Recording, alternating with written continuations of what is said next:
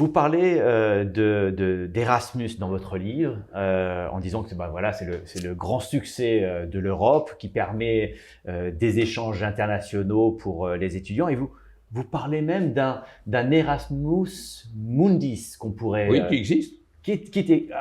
Erasmus Mundus, Erasmus a été un grand succès à l'intérieur de l'espace européen, et donc certains se sont dit, mais pourquoi ne pas en faire bénéficier les pays extra-européens et ne pas faire bénéficier nos étudiants de séjours d'études en Asie, en Afrique, en Amérique, etc.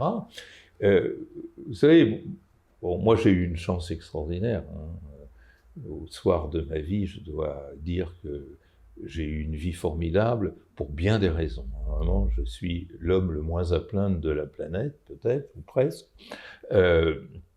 Mais la plus grande chance que j'ai eue, c'est de vivre toute ma vie avec des jeunes de 20 ans. Et donc, de me mettre à la page. En fait, c'est eux qui m'ont appris la relation internationale. J'ai un peu conceptualisé leur discours. Et puis voilà. Bien modeste, hein. L'affaire a été… Non, je crois véritablement. Il faut écouter la jeunesse de 20 ans. Il faut écouter la Gen Z, par exemple, aujourd'hui, qui nous dit des choses que nous, vu notre formation, nous ne pouvons pas spontanément comprendre. Et une chose, justement, que me disent les jeunes aujourd'hui, c'est que leur voisin, sur leur banc en amphi, il est de Singapour, puis celui d'après, il est de Lagos au Nigeria, puis celui d'après, il est de Bogota. Bah oui, et alors? Ben oui, et alors des étudiants qui considèrent qu'on est là dans la norme absolue.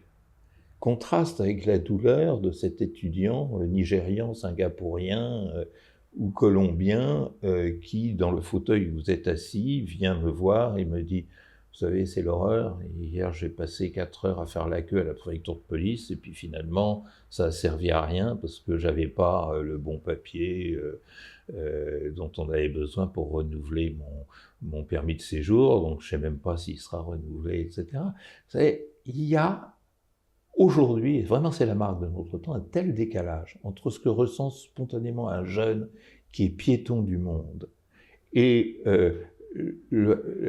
l'administration étatique, qui est la projection de Philippe le Bel, que effectivement nous vivons les douleurs que nous connaissons, et surtout nos amis qui viennent d'ailleurs.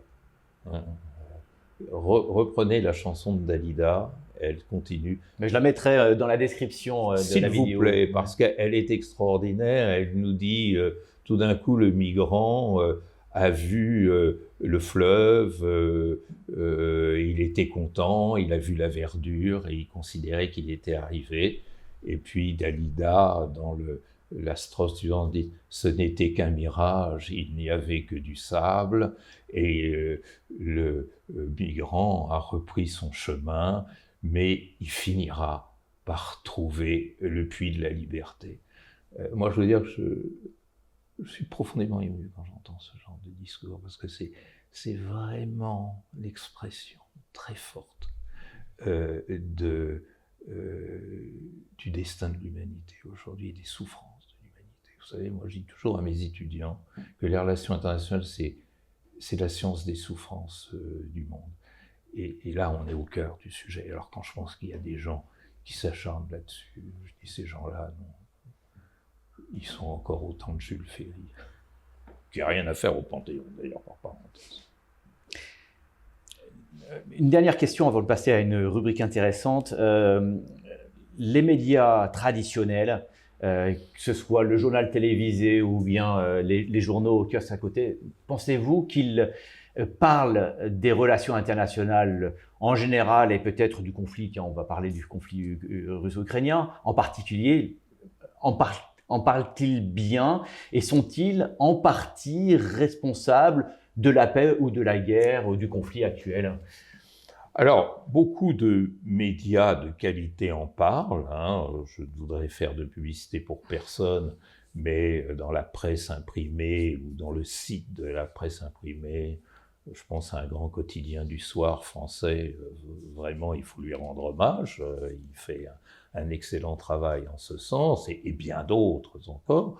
Je pense surtout que les réseaux sociaux viennent avec le risque de fake news et de manipulation, mais irriguer très largement l'opinion publique. Donc l'information circule. Mon grand regret et ma grande inquiétude, c'est que les grands médias télévisés traditionnels, je pense aux fameux 20 heures, ne le font pas, ils font pire que ça. Ce sont des journaux qui vous expliquent essentiellement le narcotrafic à Marseille, l'attaque au bélier d'une bijouterie, une inondation dans le Loir-et-Cher ou je ne sais quoi. Ce ne sont pas des informations inutiles, mais qui sont grossies, qui prennent une telle place qu'elles engendrent la peur, c'est-à-dire on est dans une espèce de timorocratie, n'est-ce pas, faire peur aux gens, on voit les résultats que cela donne dans cette espèce de vague néo-populiste, et effectivement ont cette malencontreuse tendance à négliger l'information internationale. Moi j'ai été très choqué, c'était le 22 novembre, au journal télévisé de France 2 samedi soir, deux grandes informations venaient de tomber. Le plan 28 points sur l'Ukraine a eu le droit à 15 secondes. 15 secondes. 15 secondes. Et la clôture de la COP 30 à Belém a eu le droit à 10 secondes.